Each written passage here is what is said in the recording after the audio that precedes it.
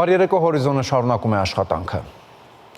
Կառավարության այսօրվա նիստում որոշվել է գումար հատկացնել 0-ից 18 տարեկան երեխաների արյան մեջ գլյուկոզայի շարունակական մոնիտորինգի ծրագրին, այսպիսով 1100 երեխաների համար կմեկնարկի շաքարային դիաբետի կառավարման ծրագիրը։ Գործադիրի նիստի մանրամասները տեսանյութում։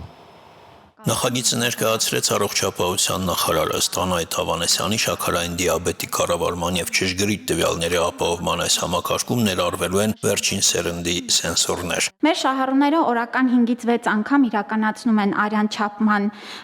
գործընթաց եւ երեխաների համար մատը ծակելը թե հոգեբանական եւ թե շատ առումով կազմակերպչական առումով բարդություններ է առաջացնում եւ հաճախ նաեւ հրաժարվում են երեխաները այդ չափումները իրականացնել, ինչը հանգեցնում է նաև ինսուլինի ոչ ճիշտ դեղաչափերով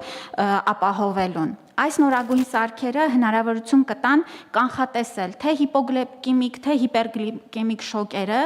եւ ճշգրտորեն կառավարել ինսուլինի քանակը եւ դեղամիջոցը հատկացնել ճշգրիտ չափաքանակով։ Հարյուրավոր երեխաների կյանքը էականորեն փոխվելու է այս ծրագրով։ Դիաբետը դառնալու է կենսակերպ, այլ ոչ հիվանդություն։ Սա դիաբետի կառավարման գերժամանակակից միջոցներից է, բայց ոչ այն տեսակը, երբ ինսուլինի ներարկումը տեղի է ունենում ավտոմատ եղանակով։ Այս հստակեցումից հետո վարչապետը հարց տվեց ծրագրի ժամկետների մասին։ Շաբաթվա վերջ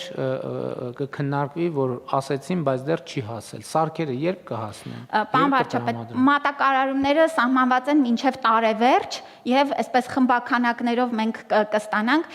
այս սարքերի տեղադրումը որոշակի իրենից նաեւ խորհրդատվություն է ներկայացնում եւ այդ ամեն ինչը մտած է։ Այսինքն երեխաները կհրավիրվեն, իրենց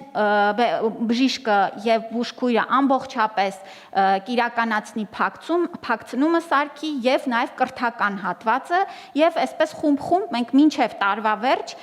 ուրեմն պիտի ապահովենք։ Ապա անդրադարձ եղավ ճանապարհաշինական ծրագրերին միջին նորոգման աշխատանքների համար կառավարությունը կտրամադրի 2.9 միլիարդ դրամ, ինչը նախատեսված է 58 կիլոմետր ճանապարհի համար։ Ընթացիկ տարվա ընթացքում արդեն հիմնանորոգվել է 400 կիլոմետր ճանապարհ։ Այս տարի 500 կիլոմետրը կարողանում ենք իրատեսորեն հասցնել։ Ամբողջովին, պարոն վարչապետ, նախատեսվածից ավելի շուտ կիրականացնենք։ Մենք պլանավորում ենք, որ նոյեմբեր ամսին արդեն կավարտենք աշխատանքները, փաստացի 100 կիլոմետր է մնացել, որից մոտավորապես 40 կիլոմետրի ներքին շերտն ամբողջությամբ պատրաստ է, դեկտեմբերին ասֆալտ չենք անի։ Վարչապետը երթով թվարկեց արդեն հիմնանորոգված եւ ընթացքի մեջ կամ շինարարության սկզբնական փուլում գտնվող ճանապարհներն ու համայնքներում ավարտված եւ ընթացող սուբվենցիոն ծրագրերը, ապա անդրադարձ եղավ գյուղատնտեսական ապրանքի մթերման եւ արտահանման ցուցանիշներին։ Նախորդ տարվա նույն ժամանակահատվածի համեմատ արտահանման 14% աճ կա, իսկ խաղողը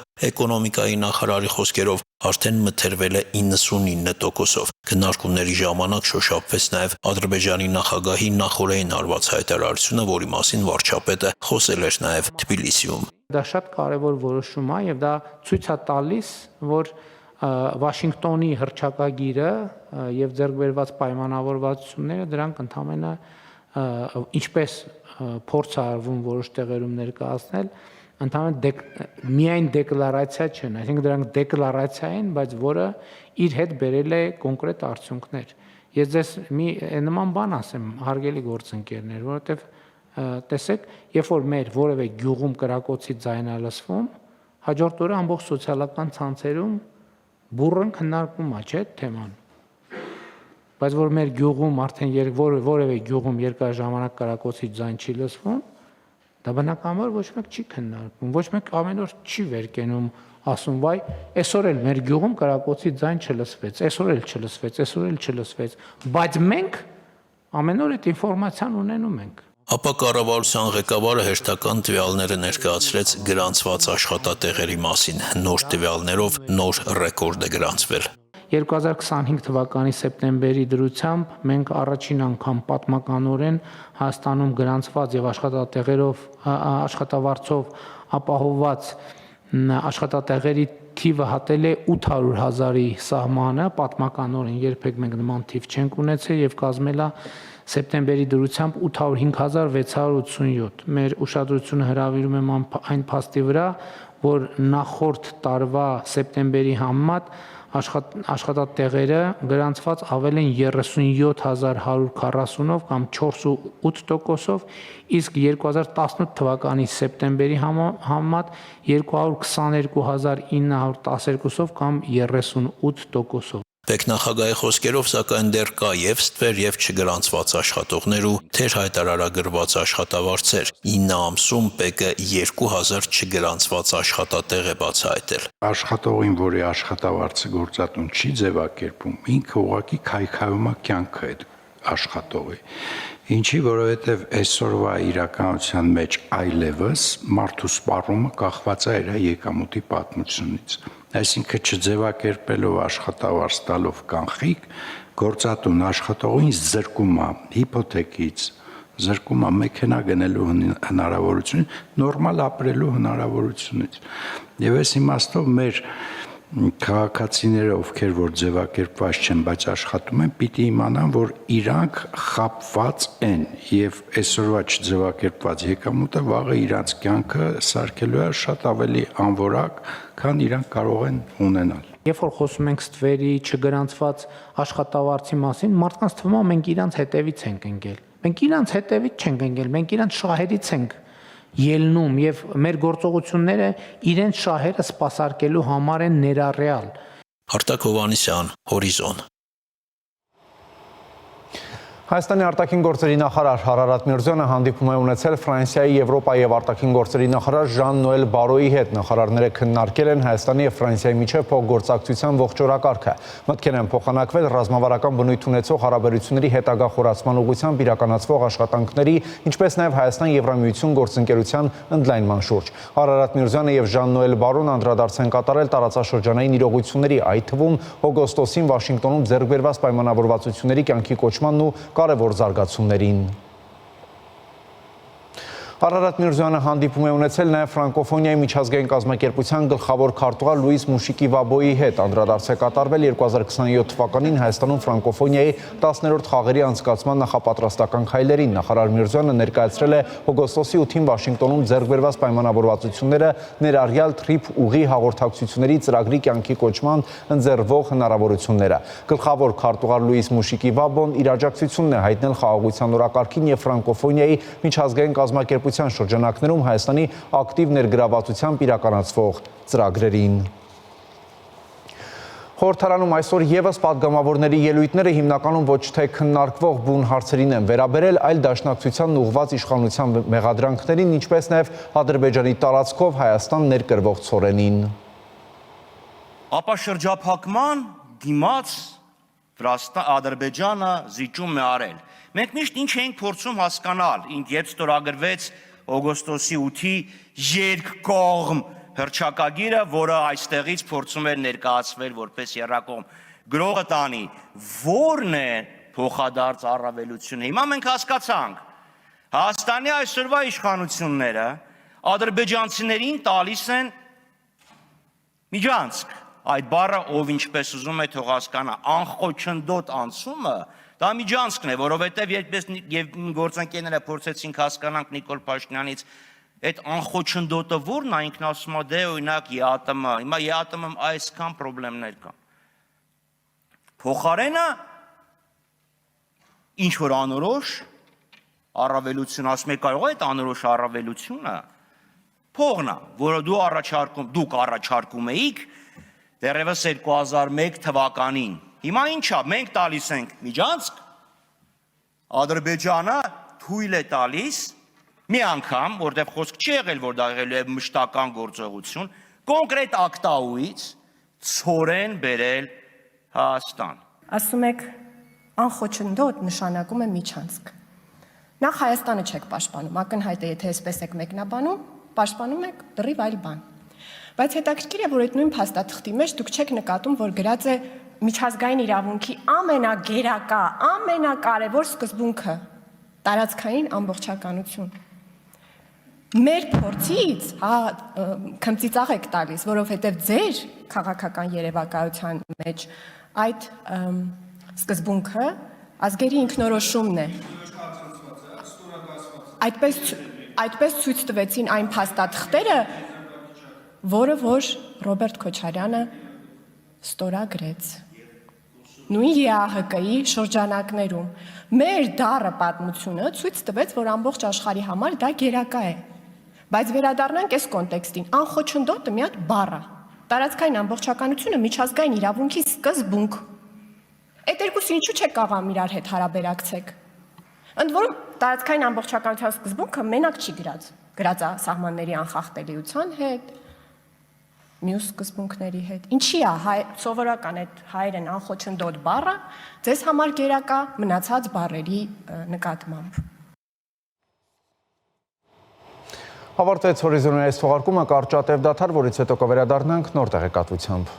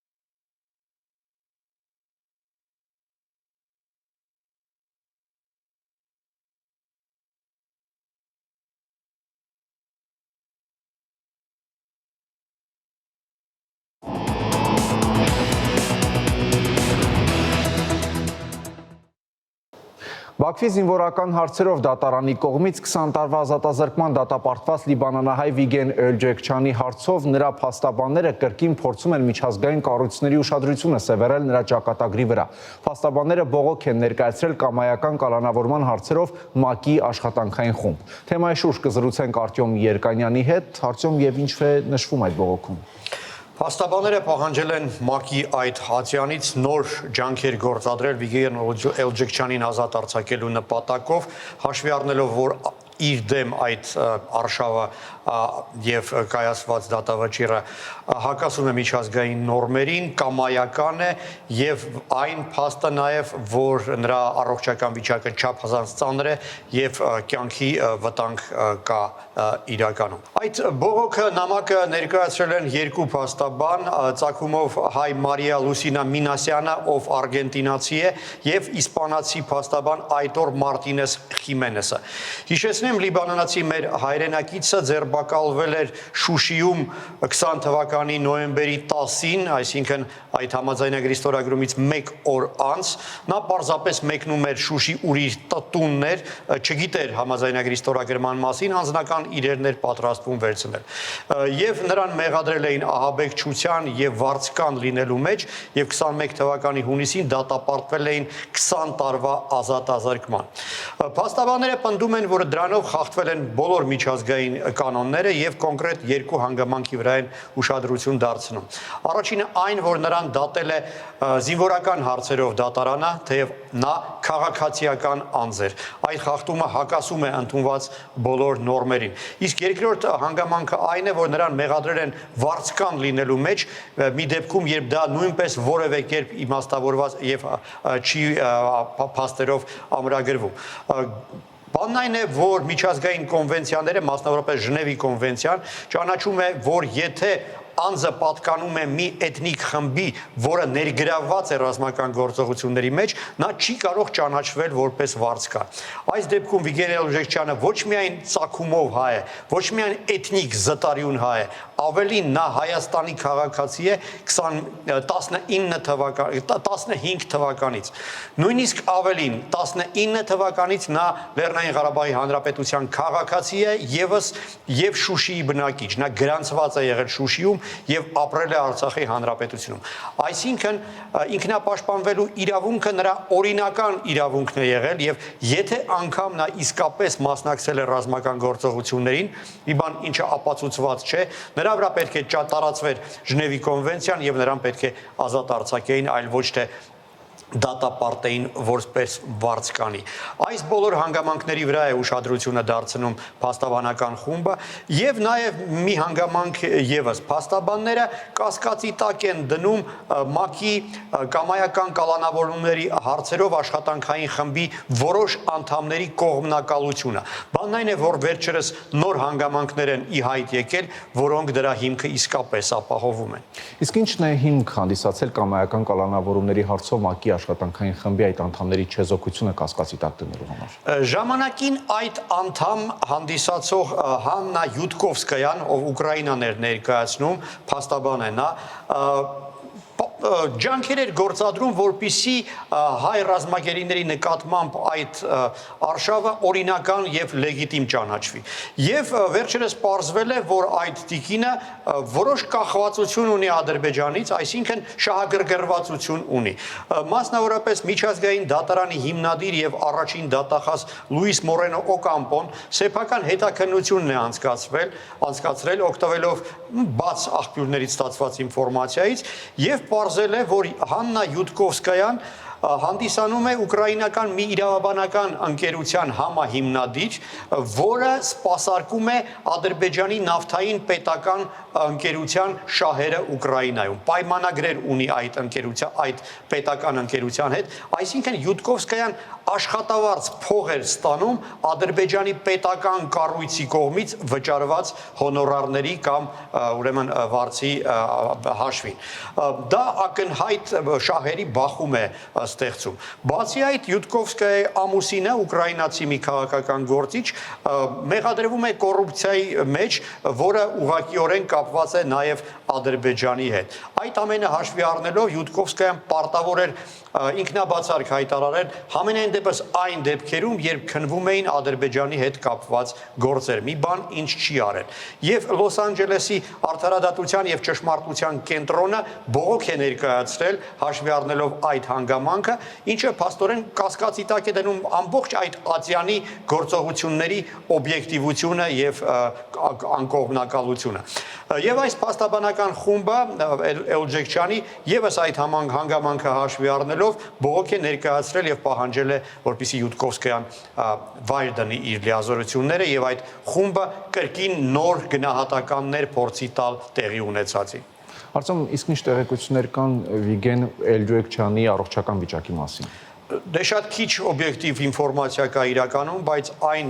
կծկտուր տեղեկությունները, որոնք հասնում են, թույլ են տալիս ենթադրել, որ նրա առողջական վիճակը բավականին ծանր է։ Վերջին մի քանի ամսվա ընթացքում նա 2 անգամ երկարատև հացադուլներ է հայտարարել ի բողոք անմարդկային պայմանների եւ նաեւ ի բողոք նրա, որ նրան սահմանափակում են հարազատների հետ շփումը։ Դա նաեւ այսպես փորձ էր ուշադրությունը սևեռել ոչ միայն իր անձի, այլ նաեւ բոլոր հայ կալանավորվածների ճակատագրին միջազգային ուշադրությունը դարձնելու փորձեր։ Նա բազմիցս ասել է հարազատներին հեռախոսակապի ժամանակ, որ նրան անգամ բժշկական օգնություն չեն ցուցաբերում, թեև նա լուրջ հիվանդություններ ունի։ Երբ անցած անգամ հացադուլի հետևանքով նրա առողջական վիճակը կտրուկ վատթարացել էր, Կարմիր խաչի միջազգային կոմիտեի աշխատակիցների պահանջով նրան տեղափոխել էին հիվանդանոց։ Այժմ արդեն սեպտեմբերի 3-ից Ադրբեջանում միջազգային Կարմիր խաչ չկա եւ չկա ոչ մի միջազգային ատյան, որը կարող էր հետևել նրա ճակատագրի, նրա առողջական վիճակին, ինչպես է նաեւ մյուս մեր հայ գերիների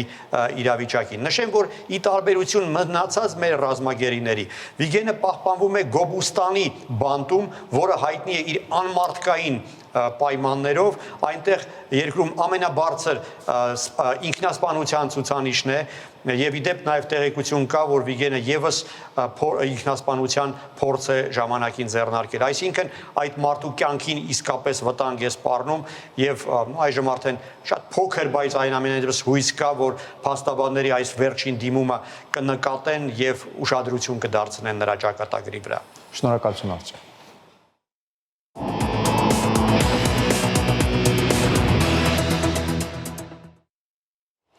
Կարգավորող մարմինների եվրոպական հարթակի EPRA-ի 62-րդ համաժողովն անցկացվում է Հայաստանում։ Համաժողովում Հայաստանը ներկայացնում է հեռուստատեսության եւ ռադիոյի հանձնաժողովը։ Մանրամասները տեսանյութում։ Այսօր եւ վաղը Երևանում կանցկացվի կարգավորող մարմինների եվրոպական հարթակի EPRA-ի հերթական 62-րդ համաժողովը։ EPRA-ն գործում է որպես համագործակցության հարթակ, խթանելով ժողովրդավարական արժեքների ամրապնդումը, խոսքի ազատության պաշտպանությունը եւ մեդիա բազմազանության ապահովումը։ Մենք այստեղ ենք նախ Հայաստանի հյուրընկալ երկիր լինելու համար, փաստ, որը շատ հայտնի է ամբողջ աշխարհում։ EPRA-ն միավորում է 57 կարգավորող մարմիններ։ Այս օրինակ հանդիպումներ տեղի են ունենում տարվա մեջ 2 անգամ՝ մեդիա բազմակարծություն, մեդիայի ազատություն, կարգավորող մարմինների ռազմավարություն։ 2 օրերին ահա այս թեմաներն են քննարկելու։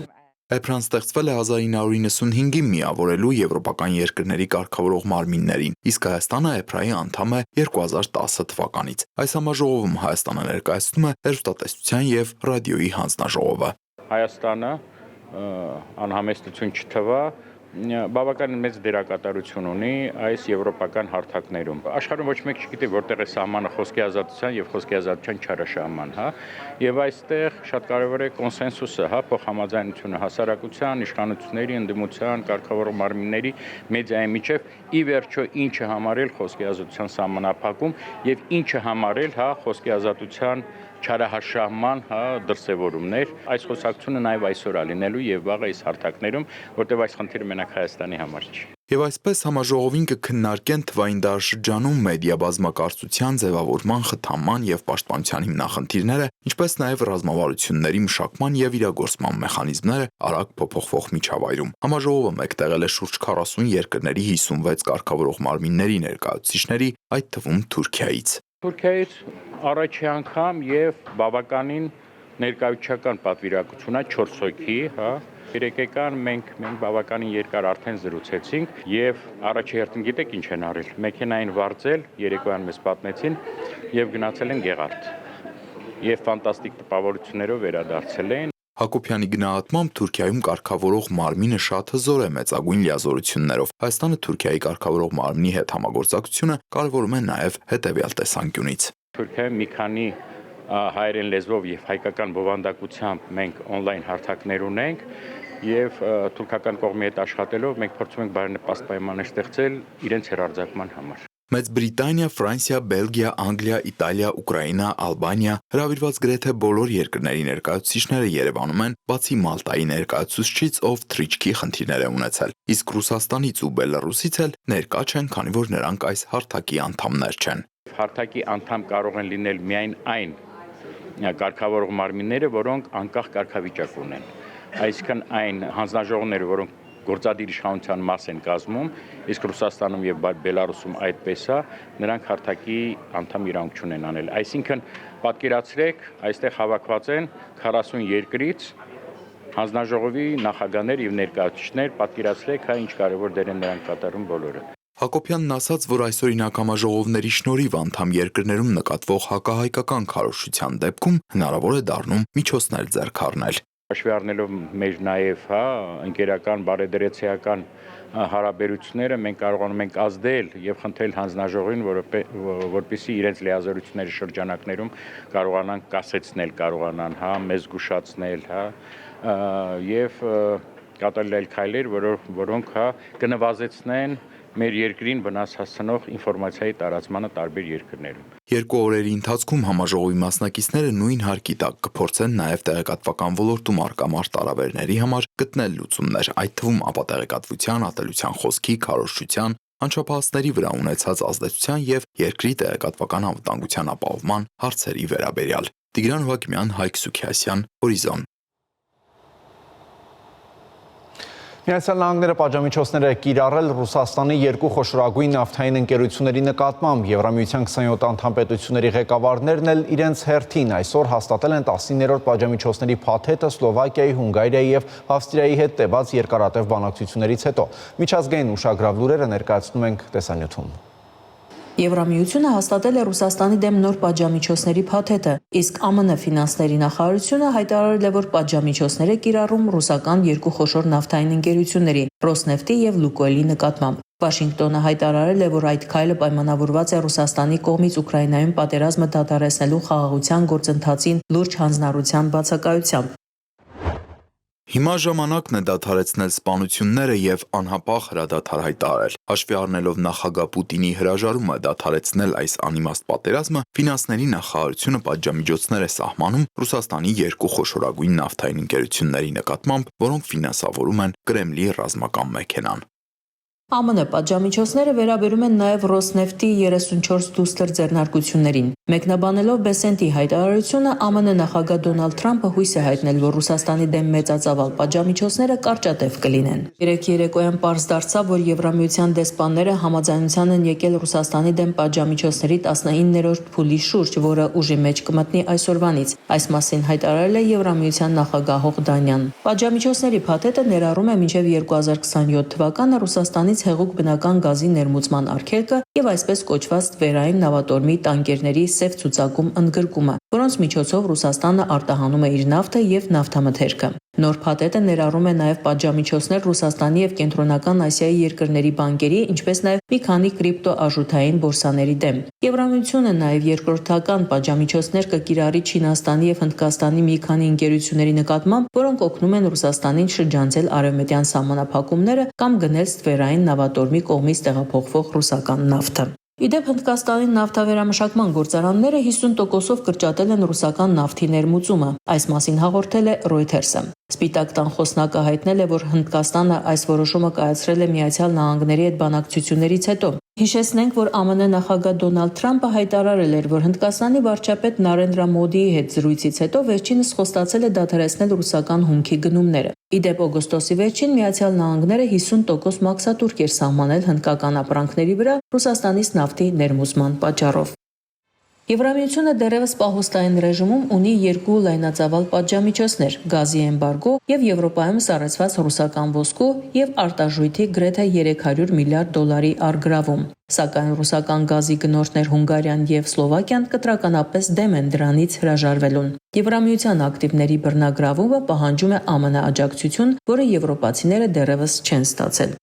Ուկրաինայի նախագահ Վլադիմիր Զելենսկին այսօր Բրյուսելում մասնակցել է Եվրամիության գագաթնաժողովին, իսկ ուրբաթ օրը նա կմեկնի Լոնդոն վճռականների կոալիցիայի հանդիպմանը, որը Ուկրաինայի արևմտյան դաշնակիցների խումբ է եւ որը պատրաստ է հրադադարի դեպքում խաղաղապահ զորքեր տեղակայել Ուկրաինայում։ Միացյալ Նահանգները մտադիր է շարունակել երկխոսությունը Ռուսաստանի հետ, չնայած նոր պատժամիջոցների սահմանմանը։ Այս մասին լրագրողներին ասել է պետքարտուղար Մարկո Ռուբիոն, հավելելով, որ երբ կա խաղաղության հասնելու հնարավորություն, իրենք միշտ պատրաստ են երկխոսության։ Համաշխարհային շուկան կտրուկ արձագանքել է ռուսական նավթային ընկերությունների դեմ ԱՄՆ պատժամիջոցներին եւ այսօր նավթի գները բարձրացել են ավելի քան 3.5%-ով։ Brent տեսակի նավթի գինը հոկտեմբերի 10-ից ի վեր առաջին անգամ գերազանցել է 1 բարելի համար $64, հայտնում է Deutsche Welle-ն։ Ալլա Ղալաչյան, Հորիզոն։ Այսքանը կհանդիպենք ժամը 22-ին Հորիզոնի գլխավոր թողարկման առայժմ։